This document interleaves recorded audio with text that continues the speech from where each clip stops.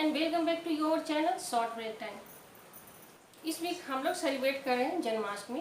तो हमारे कान्हा का बर्थडे आने वाला है और हम लोग को जैसा कि पता है कि कान्हा को लड्डू बहुत ही पसंद है, इसलिए तो हम लोग उनको बोलते हैं लड्डू गोपाल।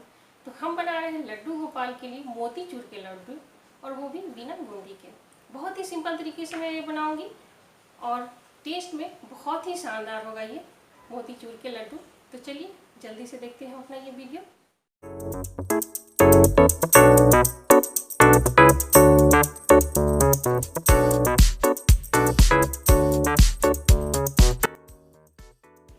इस लड्डू को बनाने के लिए हमें चाहिए चना दाल।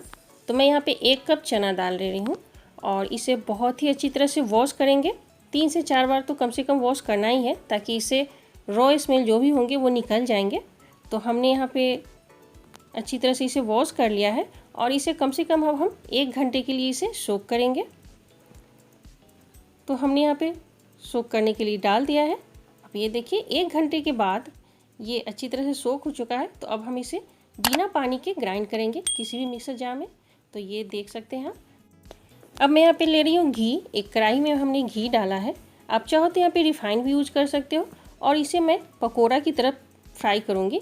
जैसे कि हम किसी भी बेसन का बूंदी बनाते हैं तो छोटे छोटे बूंदी बनाते हैं, पर मैं यहाँ पे बूंदी ना बना के यहाँ पे पकोड़ा स्टाइल में बना रही हूँ। इसमें कुछ भी डाला हुआ नहीं है, बस सिर्फ उस चना दाल को ग्राइंड करके हम यहाँ पे फ्राई करेंगे पकोड़े के आकार में।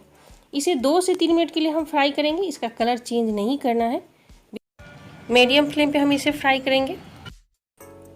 2 से 3 मिनट से ज़्यादा आप फ्राई इसे ना करें, इसका कलर चेंज नहीं करना है। तो ये देख सकते हैं इसका कलर बहुत ही परफेक्ट आया है। तो हम इसी तरह सारे को फ्राई कर लेंगे। ये देखिए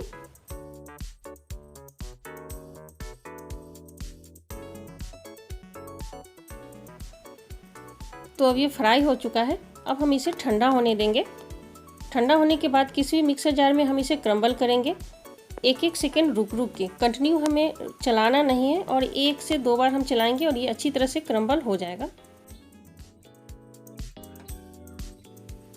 तो अब शुगर सिरप बना लेंगे। शुगर सिरप बनाने के लिए हमें 1 कप चीनी चाहिए। हमने 1 कप चना दाल लिया था, इसलिए 1 कप चीनी भी मैं ले रही हूँ और 1/4 कप पानी लूँगी।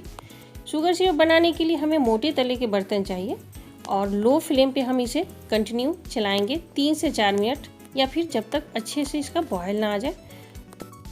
बहुत बार ऐसा होता है कि जब हम लड्डू खाते हैं तो उसके जो शुगर सिरप होते हैं वो क्रिस्टलाइज हो जाते हैं। तो उसे दूर करने के लिए हम इस शुगर सिरप में डालेंगे घी। तो मैं यहाँ पे 1/2 टीस्पून घी डाल रही हूँ। इससे क्रिस्टलाइज नहीं होंगे और ये शुगर सिरप बहुत ही स्मूथ रहेंगे हमारा, और लड्डू भी इससे अच्छा बनेगा। तो इसमें 1/2 टीस्पून हमने घी डाला है और साथ में एक्स्ट्रा फ्लेवर डालने के लिए हमने इलायची पाउडर डाला है। इसे भी हम यहाँ पे मिक्स कर लेंगे। और यहाँ पे मैं ऑरेंज कलर का फूड कलर डालूँगी। तो ये देखिए ऑरेंज कलर का फूड कलर हमने डाल दिया है। सारे को अच्छी तरह से मिक्स करके उबाल आने देंगे। 1 तार की चाशनी बनानी है हमें यहाँ पे। ये प्रोसेस 4 से 5 मिनट लगेंगे सारे शुगर सिरप बनाने में। और उसके बाद हम यहाँ पे ऐड करेंगे क्रम्बल किया हुआ दाल और इसे बहुत ही अच्छी तरह से मिक्स कर लेंगे। इसे मिक्स करने के बाद हमें ठंडा करना है, सही ठंडा करना है। ज़्यादा ठंडा हो जाएंगे तो ये शेप बनेंगे नहीं, और ज़्यादा गर्म होंगे तो हमारे हाथ जल भी सकते हैं। इसमें एक्स्ट्रा आप ड्राई फ्रूट भी डाल सकते हैं। तो ड्राई फ्रूट डालने के लिए जो भी आप ड्राई फ्रूट डालें उसे हल्का सा रोस्ट कर लें। पर हमारे घर में हमारे जो बाल गोपाल हैं उन्हें ड्राई फ्रूट डाला हुआ लड्डू पसंद नहीं है, उन्हें प्लेन ही लड्डू पसंद है, इसलिए मैं यहाँ पे प्लेन लड्डू ही बना रही हूँ। तो आप देख सकते हो यहाँ पे हमने दोनों हाथों में घी लगाया था और इस तरह से मैंने यहाँ पे लड्डू का शेप दे दिया है। तो इसी तरह से आप सारे लड्डू को बना लें।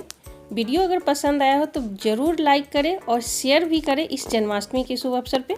और अभी तक अगर हमारे चैनल को आपने सब्सक्राइब नहीं किया है तो सब्सक्राइब भी करें और बेल बटन प्रेस करना ना भूलें। तो मिलते हैं हम नेक्स्ट वीडियो में, तब तक के लिए बाय बाय, हैप्पी जन्माष्टमी।